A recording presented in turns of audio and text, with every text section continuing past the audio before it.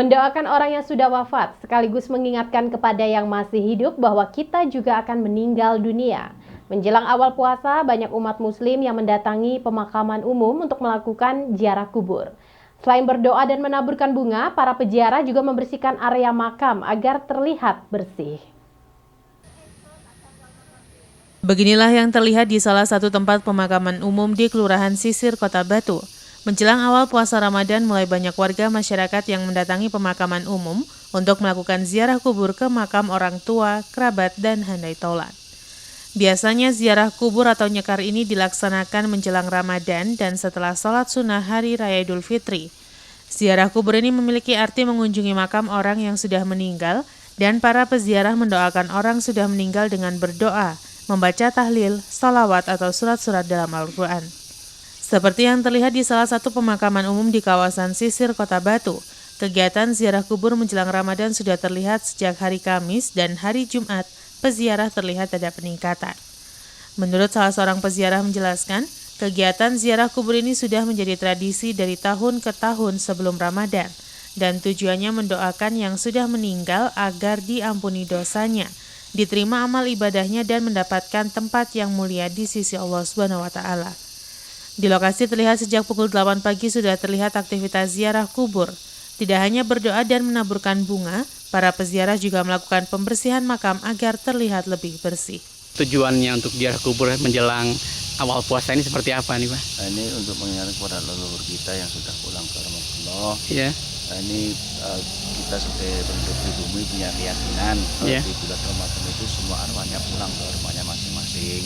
Nah, kita sebagai yang ditinggalkan ini selalu mendoakan yang sudah pulang ke rahmatullah ataupun yang masih hidup ini saling mendoakan supaya nanti yang hidup di dunia ini selama dunia akhirat yang sudah pulang ke rahmatullah ini diampuni semua dosa-dosanya gitu. Berarti rutin, Mbak, ya, Bapak? Setiap ini hari Kamis sama Kamis malam Jumat Legi sama bulan puasa ini.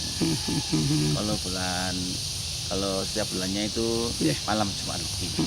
Mulai ramai lagi sekarang, Mbak, ya, mulai menjelang mulai ini nanti kalau insya Allah kalau tidak hujan, ini saya kira hampir 60% yang punya leluhur yang sudah pulang ke rumah itu. Ya, harapan saya mudah-mudahan ini ekonominya segera pulih, tidak ada melintang penyakit apapun sehingga masyarakat ini bisa hidup tenang, utamanya warga yang sudah pulang ke rumah ini bisa melihara makam atau leluhurnya ini. Kemudian bisa yang masih hidup bisa saling silaturahmi di antara saudara atau warga sekitarnya. Oke. Tuan Hikmawan melaporkan. Menjelang awal Ramadan dan mulai berdatangan para peziarah kubur, mendatangkan rezeki bagi para penjual bunga di area pemakaman. Bunga untuk berziarah ini dijual dengan harga 5 sampai dengan Rp10.000 per bungkusnya. Beginilah yang terlihat di area pemakaman umum di kawasan Sisir, Kota Batu.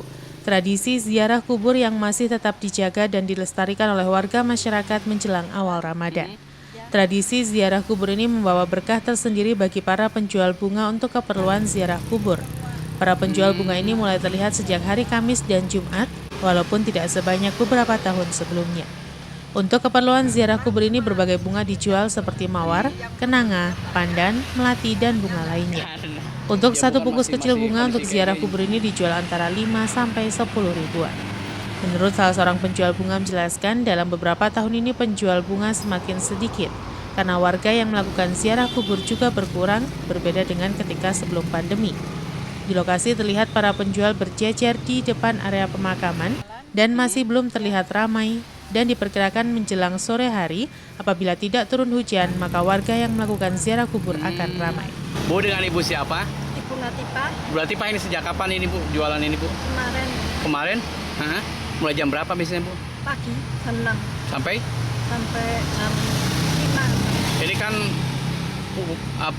awal puasa kelihatannya minggu operasi pemerintah, Bu, ya?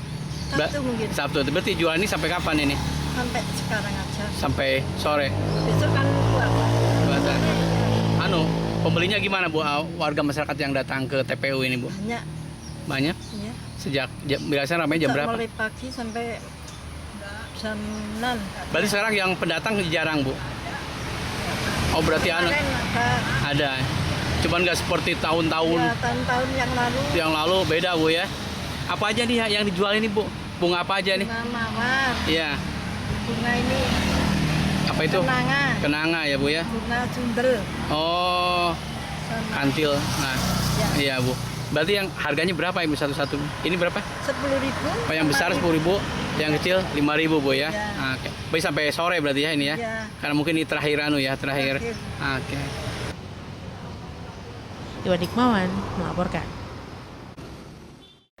Terima kasih Anda masih setia bersama kami dalam Info 7 Malang Raya. Menjelang awal Ramadan, kunjungan wisata ke Kota Batu mengalami penurunan. Jalan Raya Sidomulyo yang biasanya ramai dilintasi bis-bis pariwisata, kini tidak terlihat dan hanya 1-2 yang melintas. Diperkirakan 1 minggu puasa, kunjungan wisatawan akan sepi dan ramai kembali menjelang Idul Fitri. Beginilah yang terlihat di beberapa titik jalan di Kota Batu menjelang awal Ramadan. Jalan Raya Sidomulyo yang pada beberapa hari sebelumnya masih ramai dilintasi bus-bus pariwisata, kini mulai terlihat lengang dan hanya 1-2 yang melintas. Berbeda dengan beberapa hari sebelumnya yang masih sempat ramai kunjungan wisatawan ke beberapa kebun apel di Kota Batu, untuk wisata petik apel yang sempat kembali ramai. 1 hari menjelang awal Ramadan ini jumlah wisatawan yang datang ke kebun apel semakin menurun drastis. Dan diperkirakan 1 mingguan puasa, wisata petik apel akan sepi dan menjelang Lebaran akan mulai ada wisatawan kembali. Menurut salah seorang penyedia jasa wisata petik apel menjelaskan, sudah terlihat penurunan jumlah kunjungan wisatawan dan di beberapa titik rest area sudah tidak terlihat bus-bus pariwisata yang berjejer parkir, seperti beberapa hari sebelumnya. Di lokasi rest area Sidomulyo, terlihat lengang dan sepi hanya 1-2 kendaraan pribadi yang datang untuk berwisata petik apel, dengan jumlah wisatawan hanya beberapa orang saja. Para penyedia jasa wisata petik apel masih berharap Lebaran nanti kunjungan wisatawan petik apel akan meningkat, walaupun saat ini harga bahan bakar minyak sudah mengalami kenaikan yang signifikan. Untuk saat ini menjelang puasa agak sepi, ya bukan agak sepi ya, memang mulai menurun, mulai kemarin agak menurun. Mungkin kalau perkiraan saya mungkin untuk dapat 10 hari nanti ke atas itu baru ada. Baru ada, Pak. Iya. Sudah penurunan sudah berapa persen sekarang penurunan dibanding kemarin-kemarin? Kemarin sempat bis-bis itu yang di rest area tuh numpuk-numpuk, Pak ya, banyak betul. Kalau menurut saya sih ya di bawah 50% lah ini. Iya. Iya. Awal puasa bisa habis sama sekali ya kunjungan. Ya, malah habis ini. Setiap seperti tahun-tahun lalu seperti itu enggak? Kalau tahun-tahun yang dulu sebelum corona masih ramai. Awal puasa menjelang puasa itu 10 hari masih sepi, nanti menjelang sampai 10 hari itu baru meningkat. Saya lihat rest area 2 ini, Tulungarejo sama ini kosong lihatnya rest area itu. Iya, memang mulai kemarin sudah mulai berkurang. Sudah berkurang. Iya. Ya awal puasa udah habis sekali ya. Berarti ada lagi kapan kira-kira? Kalau menurut saya sih kemungkinan itu puasa dapat 10 hari itu ada nanti, dikit-dikit pasti ada. Kan sekarang kelihatannya lebih longgar, Pak ya, pembatasan sudah nggak ada, maksudnya penyekatan sudah nggak ada. Gimana prediksi untuk Lebaran tahun ini untuk wisata petik apel, Pak?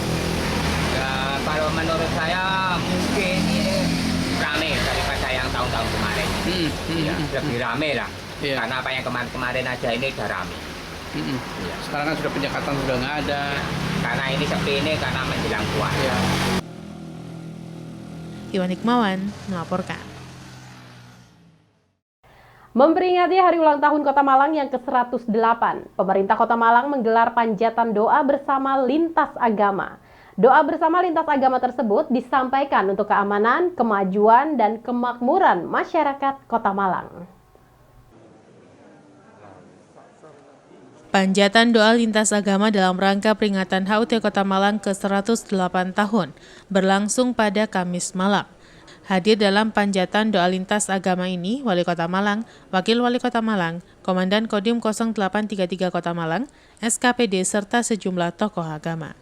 Sebelum panjatan doa disampaikan oleh masing-masing agama, terlebih dahulu Wali Kota Malang dalam sambutannya mengucapkan terima kasih kepada para tokoh agama atas kebersamaan yang dibangun tersebut.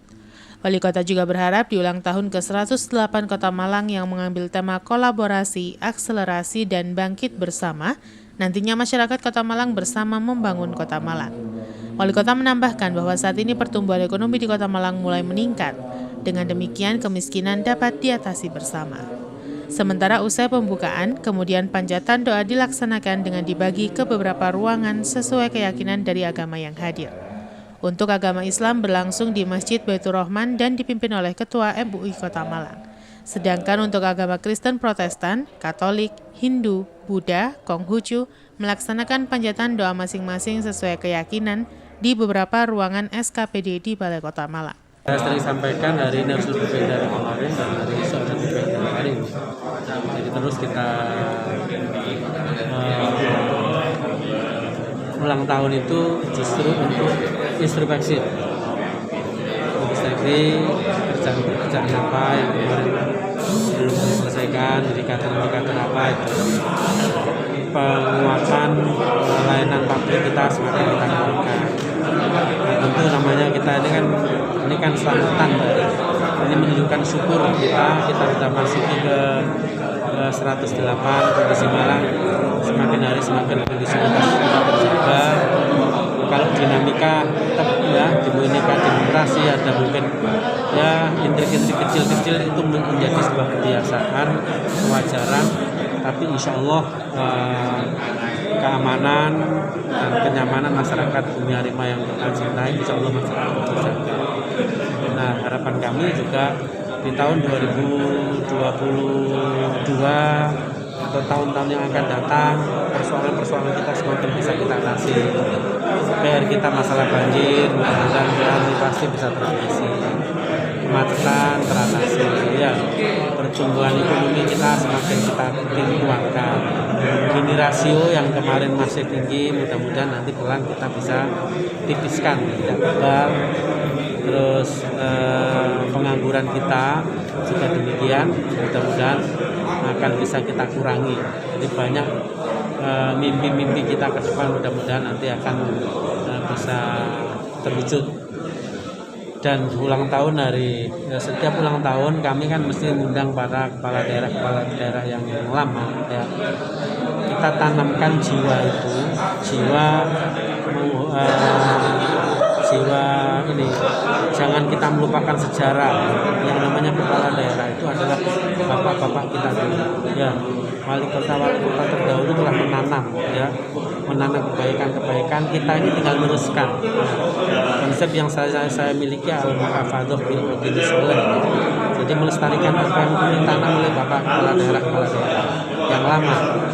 Tapi walau untuk menjadi tidak salah, nanti kita juga mengadopsi, mengambil hal yang baru yang mempunyai nilai kemanfaatan, inovasi, improvisasi yang kita lakukan. Simon Alfredo melaporkan.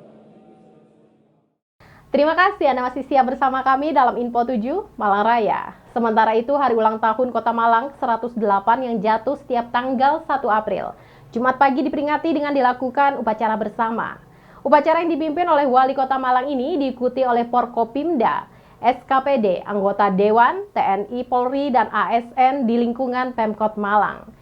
Di HUT Kota Malang ke-108 ini mendapat hadiah berupa raihan beberapa prestasi di tahun 2021 dan 2022 serta pertumbuhan ekonomi di tengah pandemi COVID-19. Upacara peringatan HUT Kota Malang ke-108 yang dipimpin oleh Wali Kota Malang selain dihadiri oleh Forpimda juga dihadiri oleh Wali Kota Batu, anggota Dewan, SKPD, TNI, Polri, dan ASN pemerintah Kota Malang. Upacara peringatan HUT Kota Malang ke-108 tahun ini, Wali Kota Malang dalam amanahnya mengatakan bahwa dengan tema HUT Kota Malang yakni kolaborasi, akselerasi, dan bangkit bersama, masyarakat diminta untuk saling bekerja sama dalam membangun Kota Malang. Wali Kota juga menambahkan bahwa di tahun 2022, pertumbuhan ekonomi menunjukkan tren peningkatan di tengah pandemi COVID-19. Wali Kota juga berjanji akan menyelesaikan pembangunan di Kota Malang hingga akhir masa jabatannya, yakni fokus pada pembenahan jalan rusak dan penanganan banjir. Wali Kota juga mengucapkan terima kasih atas dukungan masyarakat Kota Malang, sehingga di hari ulang tahunnya yang ke-108 tahun, Kota Malang mendapatkan beberapa kado indah berupa raihan penghargaan atas prestasi yang dicapai selama tahun 2021 dan 2022. Sementara selain upacara, peringatan HUT Kota Malang ke-108 tahun, Wali Kota Malang juga memberi penghargaan kepada juara desain logo. Acara peringatan HUT Kota Malang ke-108 juga dimeriahkan dengan penampilan tari kolosal persembahan siswa-siswi SMP Negeri 4 Kota Malang. Tentu pertama kami ucapkan terima kasih kepada seluruh masyarakat Kota Malang yang saat ini dengan bahu-membahu terus-menerus sehingga kegiatan-kegiatan Kota Malang berjalan dengan baik. Kondisivitas Kota Malang terjaga dengan baik. Kita diuji COVID 2 tahun. Alhamdulillah kita kemarin di tahun 2021 pertumbuhan ekonomi kita bagus yang ke 4,21. Ekonomi kreatif kita mengalami plus 3, plus 4 walaupun dulu adalah berkontraksi belum 8. Itu ini menunjukkan bahwa kerjasama dan berjalan dengan baik. Tentu banyak PR ke depan. Kita masih tersisa menangani masalah banjir, masalah kemacetan, jalan-jalan yang saat ini kemarin sudah saya minta kepada Pak Sekda, jalan berlubang yang belum ada anggaran baru 2,5 miliar. Ini ada Pak Kajari juga sudah komunikasi dengan BPK. Apakah silpa yang ada ini kita boleh berawal mendahului APBD perubahan untuk melaksanakan jalan-jalan yang rusak, masih dalam proses. Jadi banyak hal yang PR kita, termasuk angka kemiskinan kita walaupun tipis kenaikannya, termasuk pengangguran juga masih walaupun kita sekarang pengangguran terbukanya nomor 3 setelah Sidoarjo, Surabaya dan kita, tapi juga mengalami peningkatan. Ini yang menjadi PR kita semua, termasuk generasi juga demikian. Untuk itu PR besar itu ada 5 komitmen di tahun 2022 ini, 2023 ke depan. Pertama adalah berkaitan masalah kesadaran masyarakat akan kesehatan. Yang kedua berkaitan dengan peningkatan ekonomi. Dan yang ketiga basic ekonomi kreatif yang kita kuatkan. Dan yang keempat branding kota, harapannya Kota Malang ini nanti juga menjadi rujukan wisatawan dari daerah maupun dari regional, nasional maupun mancanegara. Dan yang ke-5 adalah berkaitan masalah penguatan ekonomi secara makro. Itu yang menjadi PR di tahun 2022 dilanjutkan dengan 2023 ke depan. Nah, harapannya tahun 2022 ini sampai sisa jabatan kami dengan Pak Wali di bulan September, selalu tanggal 23-24 September, PR yang kemarin yang tersisakan ya, kita harus mengejar. Kan walaupun gini mungkin ada pertanyaan dari teman-teman Dewan maupun dari Pak Mahdir nanti selaku Ketua DPR dengan anggota, prediksi ya tahun 2021 kemarin seakan-akan COVID itu kan sudah selesai karena kita APBD kita dan review RPJMD kita di tahun 2020 ya. Harapannya memang sudah tidak ada COVID, tapi kenyataan ada COVID. Simon Alfredo melaporkan.